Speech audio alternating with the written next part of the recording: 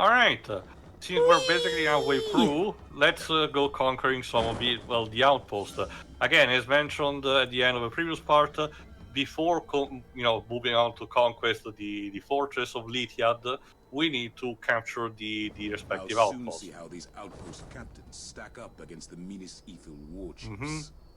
Again, the outposts work in a bit of an escalation, as in the first one will be relatively simple, but the more you conquer, the more the security will be ramped up, and you will find a bit more difficult. However, the trade-off is that you, between your upgrades and the money you collect to hire more mercenaries, you will be more powerful yourself. So there will be a balance kind of thing. Well, at least it's not like Knack, where pretty much any strengthening feels utterly pointless. And just to mention, yes, the outpost leaders are randomized, but will have, personalized lines to mention about the state of the camp. Like, if it's the first one, it's just a normal one. But if it's like the second, they're going to mention that one is fallen. And if it's the last, they're going to mention like, oh no, it's, we are the last one standing and you will not be captured. I always do like games that go for the most custom experiences. Or the most adaptable for that.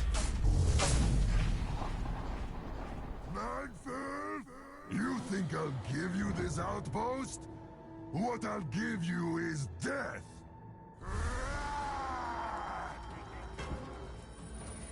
Fancy moves you've got. Anyway, like I said, the first fight is relatively easy, and much like I think that's different compared to our outpost, capturing in the main game. Since this is about leading the Vipers towards the conquest, not only your bodyguard can show up, but as the fight progresses, particularly on the capture point, and human NPCs that are eventually part of the Vipers will properly start also joining in the fight to represent the fact that you're winning. So there is a very good chance you will not be swarmed by the enemies as a result. You still have to defeat the captain yourself to win, though. Or your bodyguards can actually, defeat him, in your place, depending on the circumstances. If I recall correctly, the bodyguards that I gave, the main bodyguards that I had, there you go, he's basically the MVP, because he kills most of the important characters himself. Wow, thanks, Mook. That actually came in handy. I mean, he's doing his job effectively, but... I think it says something that the NPCs that we pay are extremely more effective than those just doing it supposedly out of the goodness of their hearts. Capitalism ahoy. Now used for the power of good. So yeah, and every time you conquer, essentially the outpost actually gets, properly instead, inhabited by humans, in which you can use not necessarily as a base of operation, but essentially it's a safe zone, There you go. I forget if I asked you this before, but in regards to playstyles, like, which do you prefer? Like, the main one with, That's a good question. We haven't seen the third one yet, which is one to the other character associated with the DLC styles. But I can tell you that I enjoy all of them, just for different reasons. The main one is just, all around, solid and a natural evolution of what the one established in Shadow Mordor was. The ones for this DLC, like I said in the previous parts, while maybe the upgrades are not as much, and some of them are a bit more scripted depending on the plot, I still enjoy it for the variety, and there's still an RNG component in the actual, combat upgrade that you obtain, which gives a bit of a randomizer depending on the run that you perform, and encourages you to actually defeat the captains, even if the ones that are not tied to the story. So there is that. I think I get what you mean. Well, each one has enough of a variation on the gameplay that they're unique and different, but they all level out to be fun in their own rights. Mm-hmm.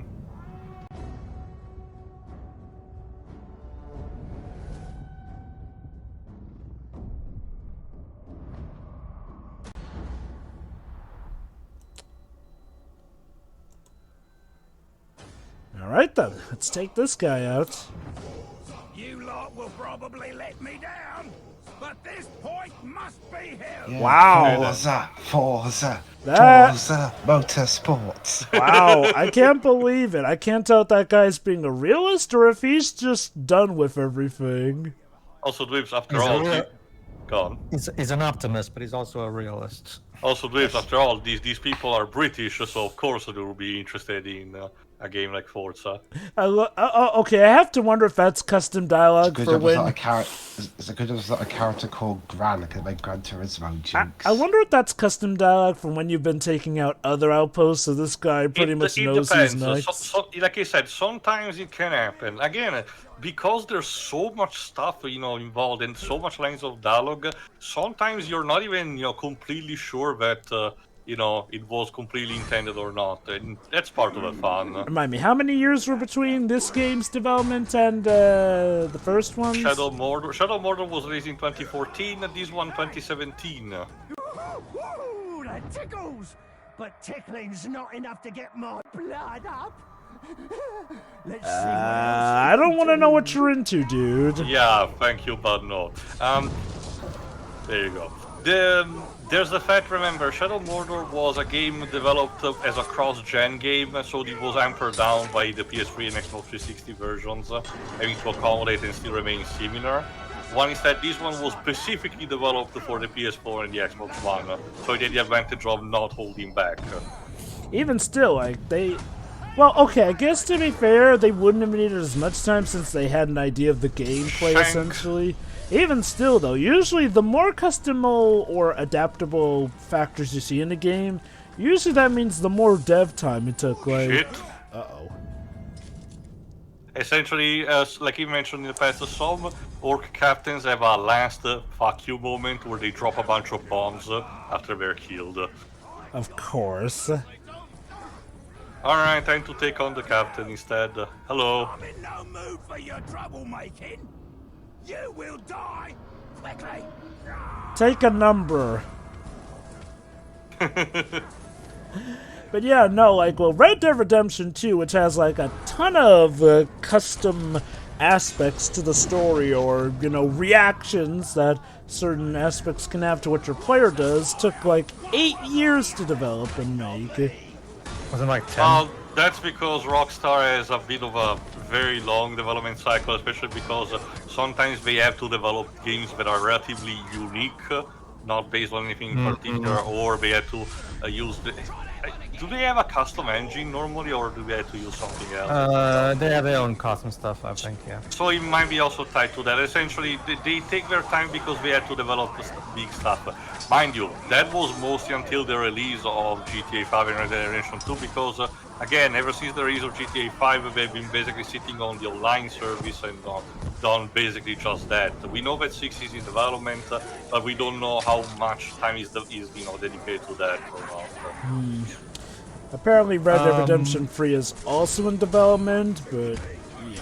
I mean, honestly, Red Redemption 2 is probably the last, chronologically speaking, Rockstar game that I'll play, because I'm not particularly interested in a GTA game in Red Dead Redemption without Ben Hauser at the helm, to be honest.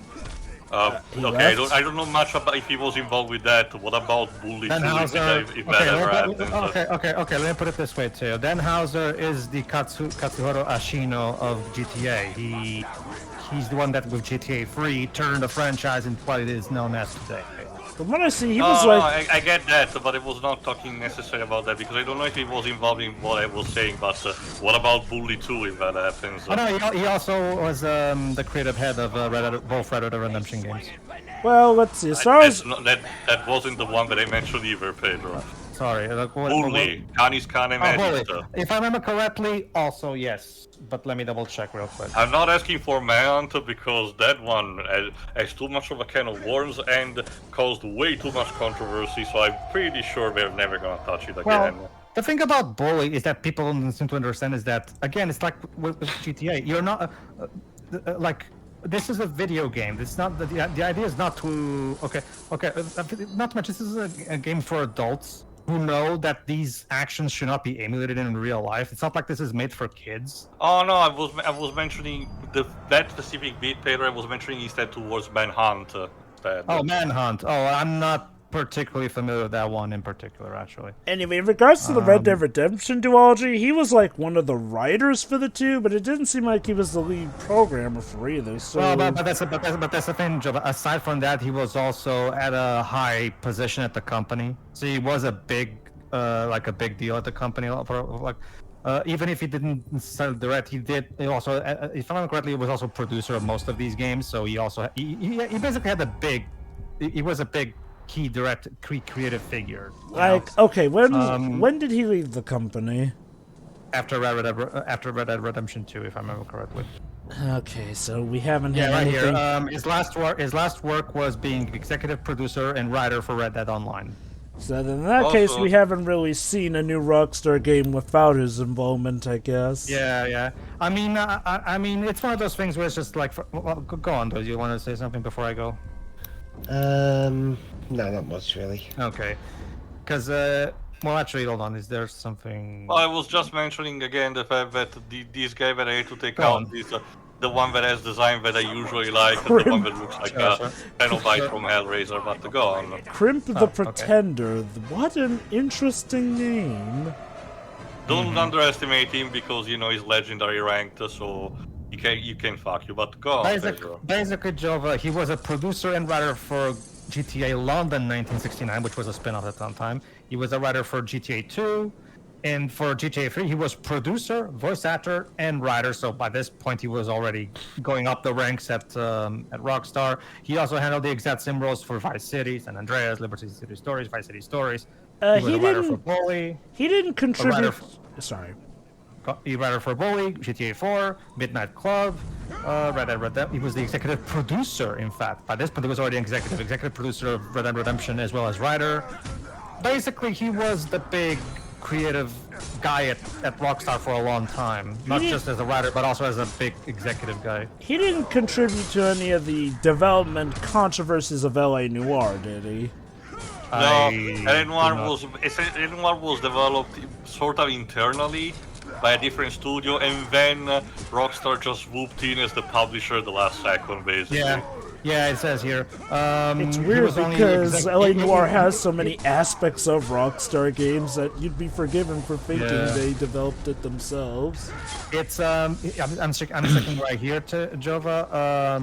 The only credit he has in this game is executive producer, and like Theo said, the only reason he has that credit is because of a technicality of Rockstar coming in at the end and saying, "Okay, we'll publish it for you." So, what about Max Payne 3? The John about Rockstar games. if I remember correctly, he also handled that. Let me see. So is Dan Houser? Yes, he was Executive producer and writer for Max Payne 3. Yeah. Basically, Max Payne 3 had the GTA 5 writers on board. It sounds like they even did some sort of a cross promotion. I remember that because they mentioned something about like the best multiplayer clan in Max Payne 3 would have been featured in GTA 5 story mode, but I never know if that actually came to pass or not. Boy, Dan Houser for Rockstar sounds like what Shigeru Miyamoto was for Nintendo. And also, I love the name of the band that they got to make the music for that game, Health. I mean, as long as it works. I had to go through a lot of trouble to track you down. Oi, Two-Face. The least you can do in return is make sure I have a good time killing you. How about the other way Down around? your pop. There you Wait, go. you shot right through his armor. You really do have the power. Let's just say that the Luminor technology, the bolts are relatively effective. You really this rusty talk. Ow. Got trapped. Ooh. And he raised also the alarm. Well, this could be going better. I'm actually still close to actually defeat him. Just missing that sliver of health. But because he's a defender, it's actually relatively hard for me to actually get behind the shield. So chip damage is key. Not that. I was trying to do. There you go. That you see before the fire dash. One of the upgrades that I could get. There you go. I think there's at least the captain of the outpost. Forgot if there's another one that I forgot or not.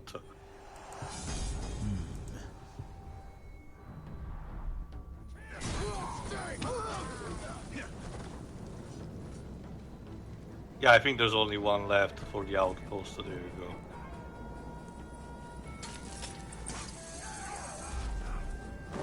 Adieu. There we go. Huh, he has a counter. You're the one attacking all the outposts. I could slay you in my sleep. Well, open your eyes for us, my dude. He has a poison weapon, however, and kind of combine the fact that he's legendary, it should not be underestimated. But he must be I worth a probably ton of should have EXP. I probably I probably should have brought more bodyguards, but whatever. You yeah. work with what you have. Go on. But basically, it's one of those, just to put a final closing up on one, it's one of those things where Denhauser's departure from Rockstar is something that has me incredibly concerned.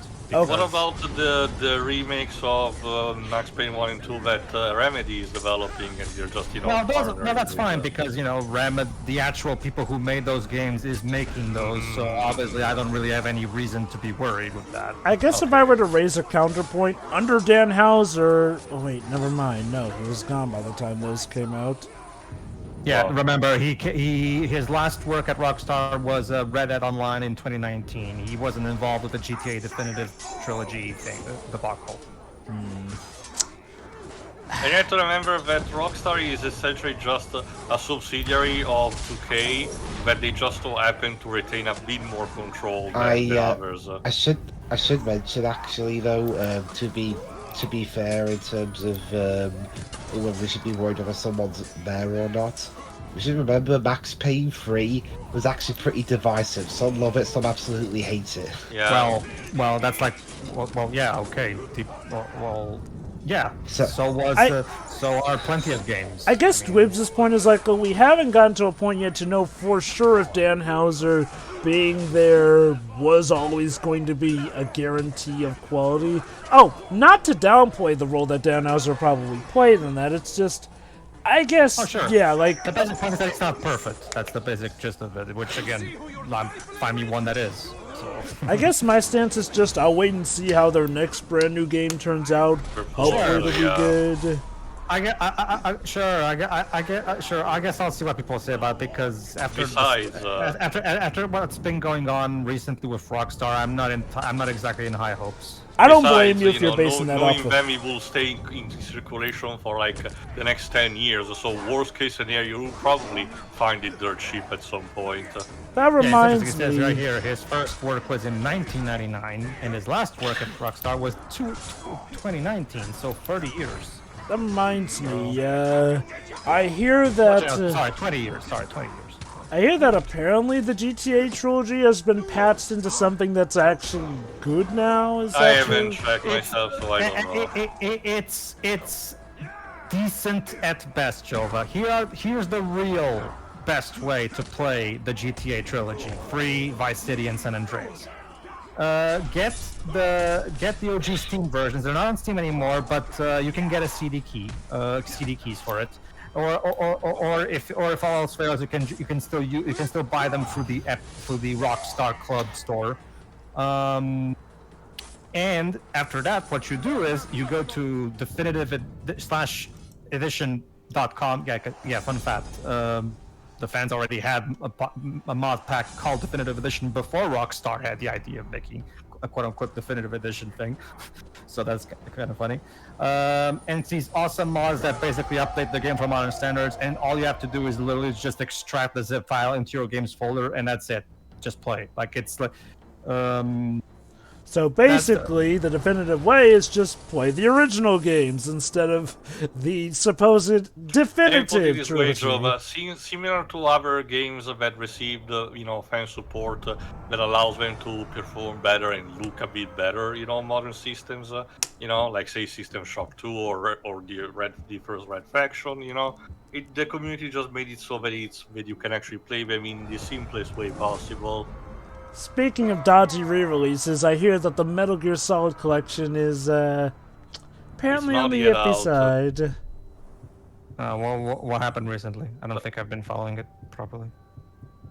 Basically, you know, no proper updates to certain aspects here and there, and apparently it has a bit of running issues, which I just don't get why. Is that just I remember hearing about that on the Switch, but what about the other versions? Out here anymore. I don't recall what the other versions. Because what you just said, yeah, I heard people talk about that on the Switch version. Like, for example, the Switch version has 2 and 3 run at 30 FPS, even though that doesn't make a lick of sense because the Blue Point remasters you're basing this on already were at 60. Hell, MGS2 from the very beginning, even the OG PS2 version was made to run at 60 FPS. It makes no sense for 2 to run at 30 on the Switch. It's ridiculous. Oh, you'll love this. Lack of keyboard and mouse controls on the PC version. Oh, that. Sure. I mean, it's like I said with the Deadly Premonition 2. It doesn't personally bother me since I'd rather play these games with a controller anyway, so it doesn't personally bother me, but I understand that, yeah, it's not it's a problem. Basically, most of the issues have been pointed out with PC or Switch, but again, overall, it seems like this could have been done better. Oh, by the way, other versions capped at 720p.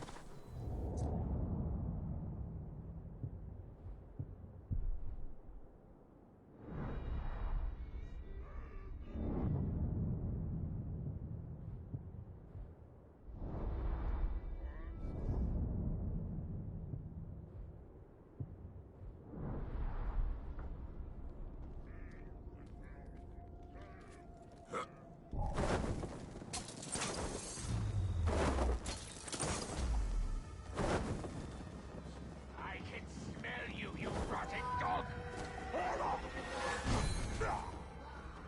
Stuck on my man slime!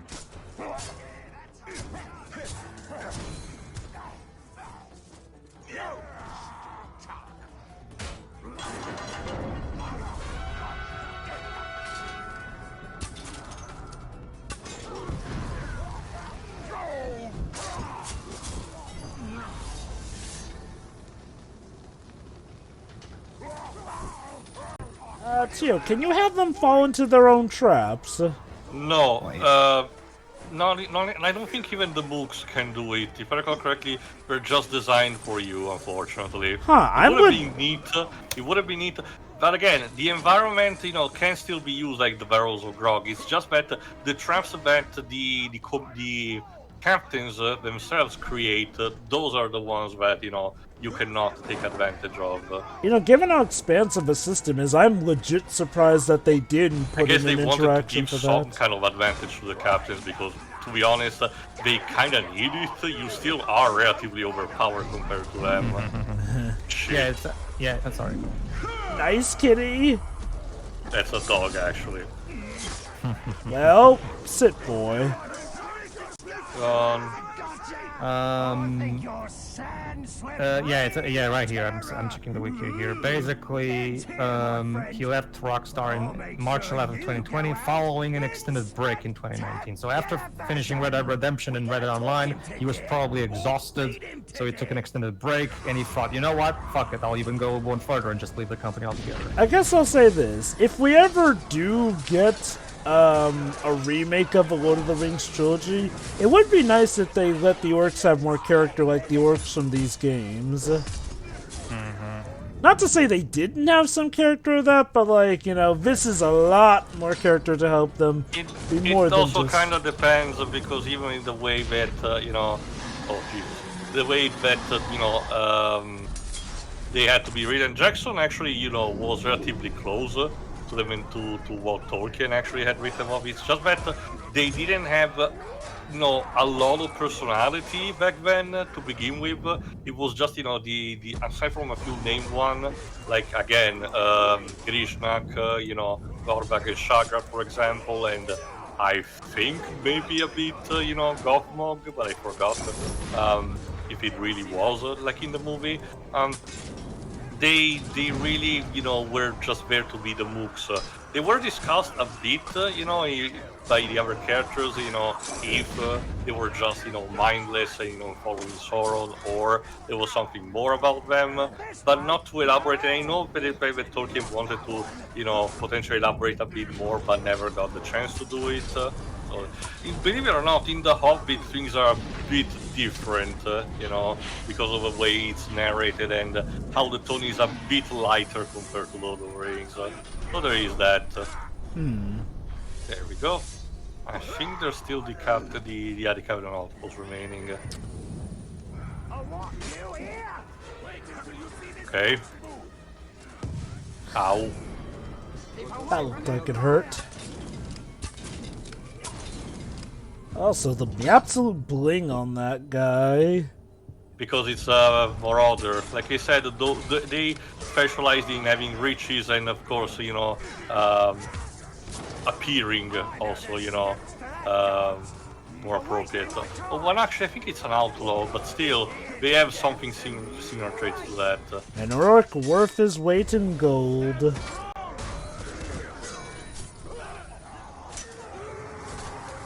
Already foiled you once.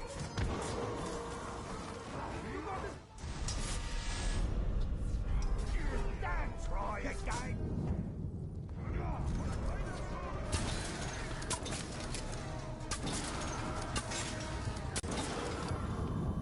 Whew, Which you again think makes you pumped that guy full of enough poison yet?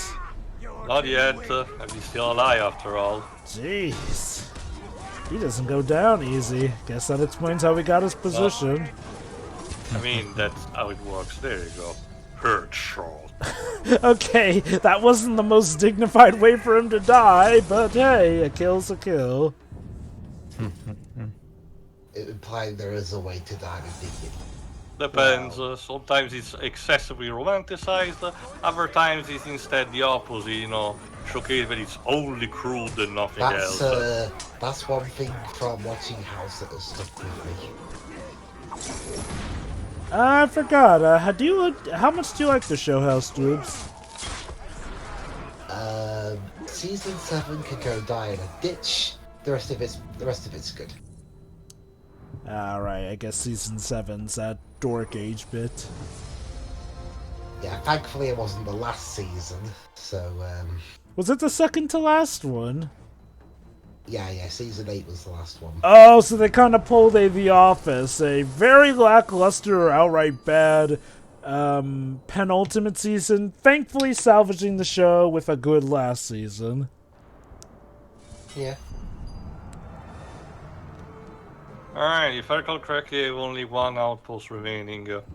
And now I have enough Okay. coins to start hiring legendary mercenary. One thing that I even mentioned is that the mercenary that you assign at the outpost will have a different effect depending if it's epic or legendary, you know. So the more powerful he is, the better things are, because in harder difficulties it's more common, but if you let your guard down, the orcs might attempt to actually start reconquering the outposts, and we can potentially succeed if the mercenaries that you hire are not powerful enough and or you don't intervene appropriately. Essentially, you need to know what you're doing. Alright then.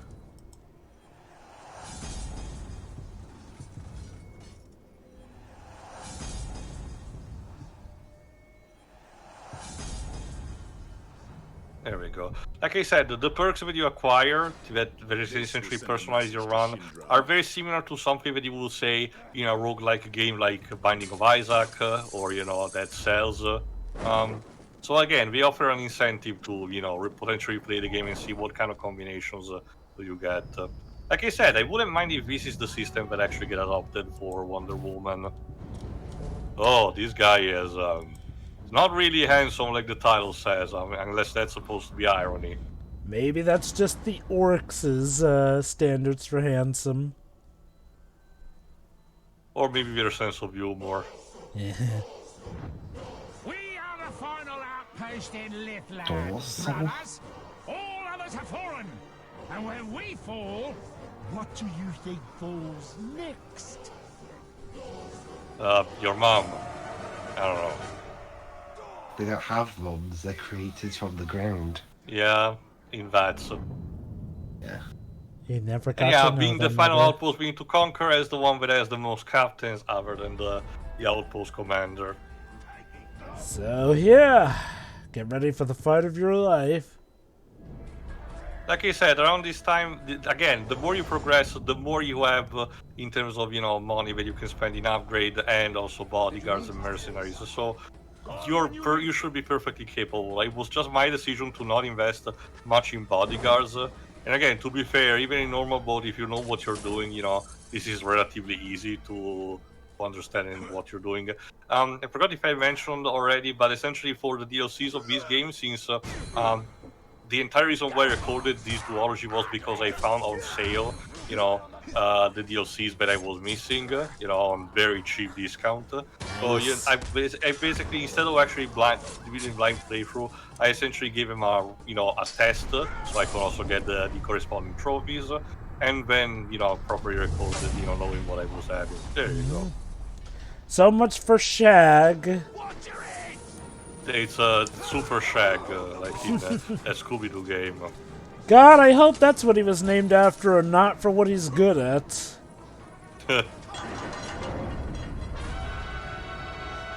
Especially for how British they are. I guess that's the only major thing that Matt Villard is doing these days, just voice acting for Shaggy. He's gonna be the Purple Man in the FNAF movie. Ah, right, I forgot. I keep also forgetting that there's a FNAF movie is about to actually be released. He was actually in an episode of Dr. House, too, at one point. Well, Dr. House ended, a while ago anyway. Yeah, a few years ago, yeah. He I was was mentioning these days. But I was quite surprised to see him there. He was also in the show Good Girls. Let's see what else. Never he's heard doing. of that. Ow. Ouch. Let's see. But How slowly trains are cursed. If only the Eye of Sauron just did that in the actual movies, he would have killed Frodo in a minute. And yeah, yes, that line because I actually shot him with the crossbow.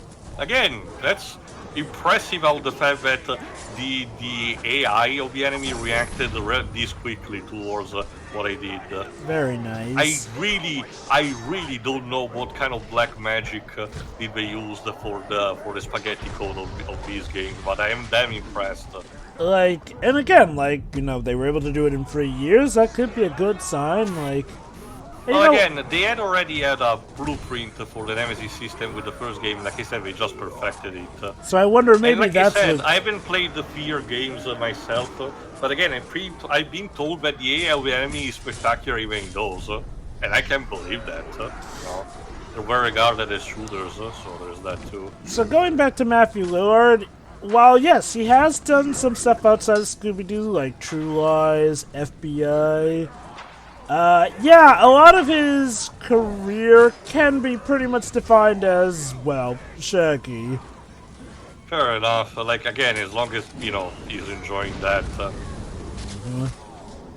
Yeah, apparently movie-wise, William Afton will be his first non-Shaggy role since, well, okay, I guess to be fair, he was Principal Bosch in He's All That, the 2021 American teen romantic comedy film.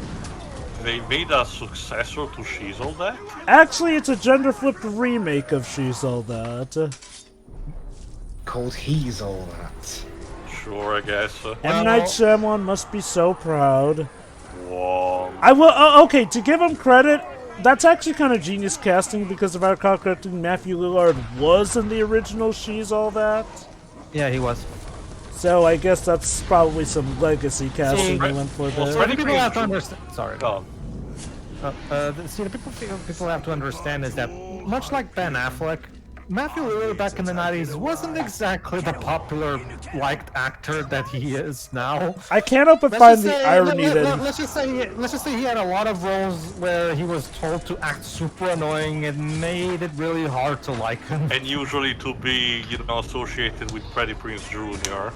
Which is funny because in the Wing Commander movie, he's an annoying shithead.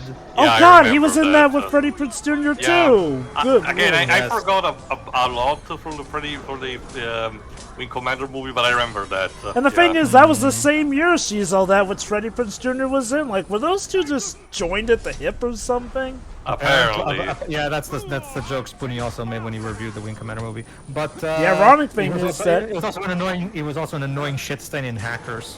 Oh, Yeah, I right, remember he that. was in Hackers with Angelina He's Jolie. literally called the serial killer, but serial is in, morning cereals. I really can't help but love the irony that he tended to play the uber cool jock before he played Shaggy. Yeah. Which is funny though, being Shaggy was probably one of the best things that happened for his career. Because, man, after he was Shaggy, suddenly his career skyrocketed.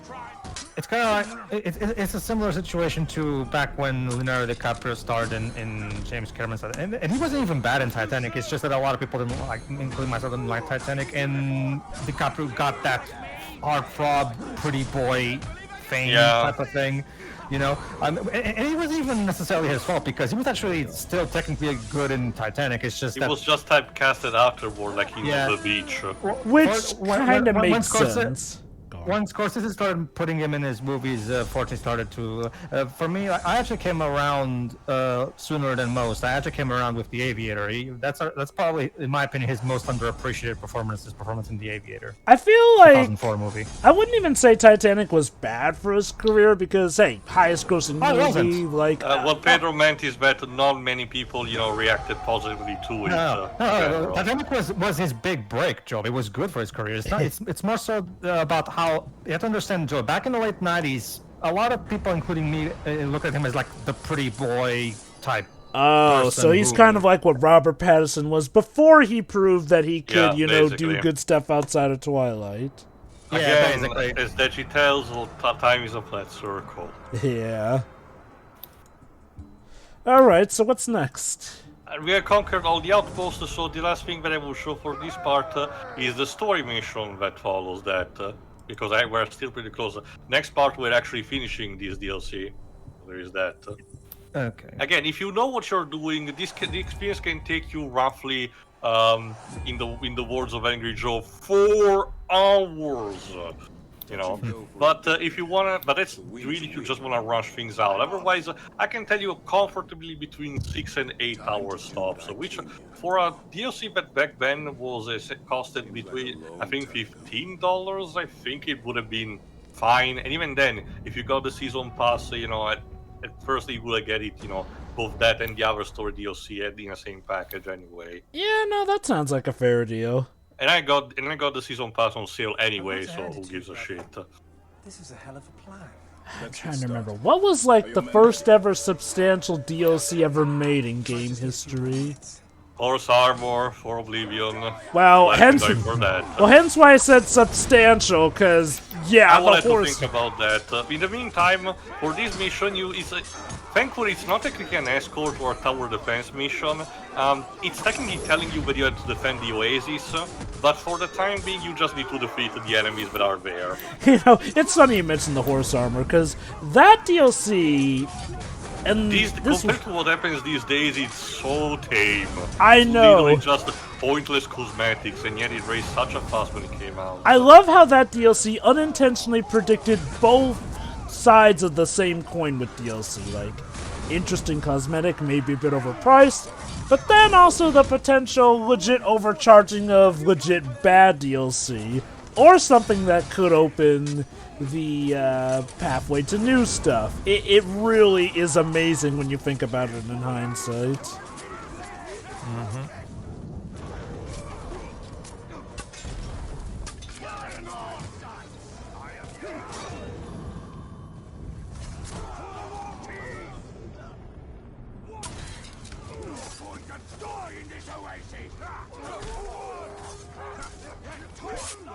Now you see who you're dealing with!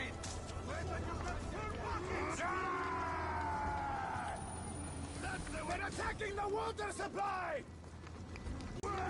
Now, if I recall correctly, this is turning a bit into a tower defense, because now you have to defend the water part of the oasis, because the orcs now have a bunch of sappers with poisonous explosives that are literally about to charge into the water just to poison your water. Of How course. petty.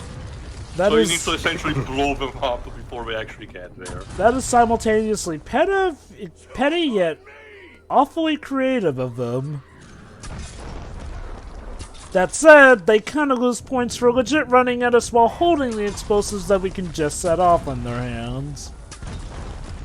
Didn't think that went through well, did you, fellas? Nope.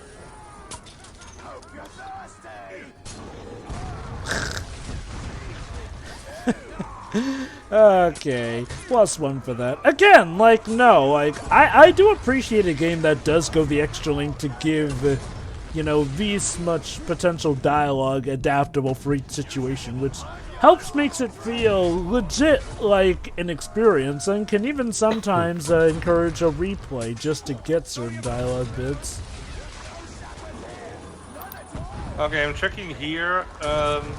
The first major piece of DLC that's recorded mostly will be instead for an RTS called Total Annihilation, released in 1997, where every month the developers will offer a new free unit as downloadable content, you know, for those who had online services, which at the time I get the idea why it was a novelty, because back then the standard was to expect a new expansion to be released in floppy format. You had to go to, you know, the game store and get it physically, and then, you know, play yourself properly instead of having to just download a patch or something. Ah, the day of floppy disks. Now that takes me back.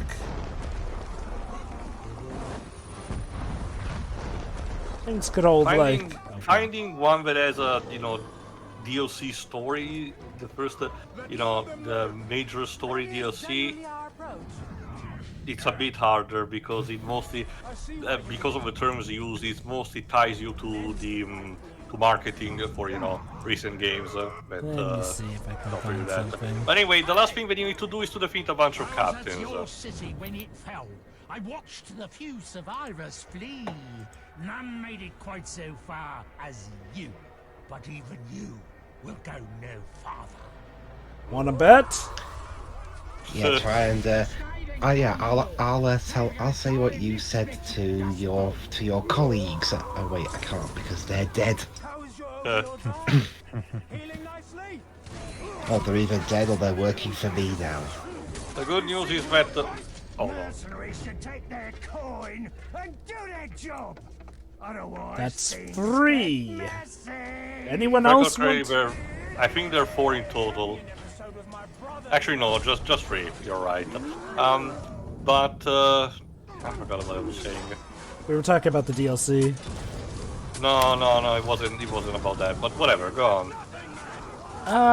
But yeah, no, like, in regards to DLC, I'd say this one is definitely up to code in delivering a substantial enough experience for the price it was released at. And it also helps that, you know, they took they took potential feedback from the previous game into consideration, because the DLC in the previous games were more being glorified, just, you know, reskin of a maps that you had with, you know, with just slight differences to it. Damn it. While these ones instead offer a complete new experience, you know, in gameplay and potentially, you know, in the maps that you have to do. So there is more legitimacy also to that. There you go.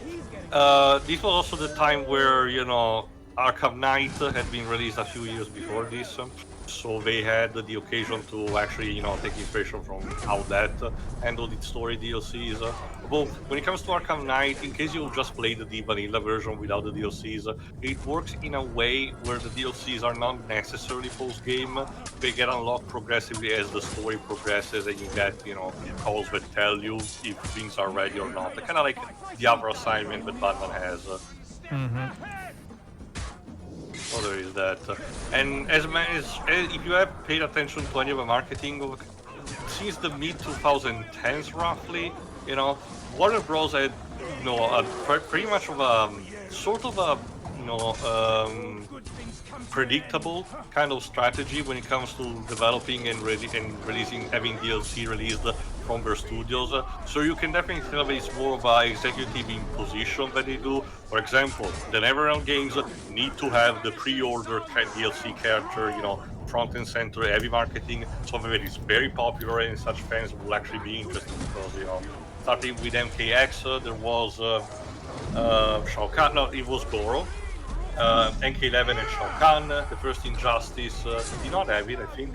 Injustice 2 had Dark Side, and in this case, we had in case MK1 had Shang Tsung, but hold on. On a day's work, eh, T'Challa? Basically, now Baranor and Serka will have a bit more of a talk. have won! But at what cost? I don't understand you. The enemy. Your home has been destroyed. Scores of your men are dead. The Orcs will be coming back to finish you up. What have we won? Today's fight. Today's. Such a buzzkill. What about tomorrow's? And the next day? And the next Have to remember Baranor There's no lost end to his city, so... Mate, it's war. Okay. Remember in the... Hold on. You're right. There is no end to it. This isn't the first time I've lost everything. They don't call me unkillable because I don't lose. It's because I never stop fighting. If I did, that would be the end of me. Trying to take that fortress could be the end of you.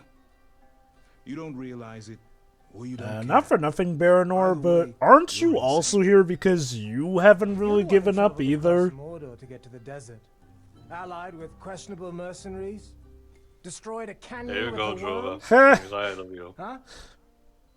When you Is put this that what it way, feels like when does the game sound reads your mind to you? Yeah. Insane. Yeah. Good talk. Yeah, I really wish the game had think- more moments like that and less about the weird humor Now we you got in the understand first me. half. My brother. I guess they And went this for... essentially gives you the last story-mandated upgrade in a sense, but during the actual assault, Serka himself will join in as your basically second in command. Uh-oh. I hope that doesn't mean he'll die. I never actually had a situation where a game read my mind. I only had it with an anime. There you go. Second will join until force the company when you attack Shindram. So is he Which like is a what they're gonna legendary do in the next class? part. No, it essentially counts as an extra lieutenant, kind of like the captains that you normally recruit in the main campaign. Okay. Hey, come back here! What? It's just my bodyguard, let him go. Just to finish off quickly for what I was saying. So again, for better or worse, Warner Bros. Has a strategy when it comes to making the DLCs of their products, you know, so you know what you have to expect with them. Anyway, tune in next time where we finish off this particular DLC by, you know, taking off the Fortress of Shindram as promised. See ya. See ya. See ya.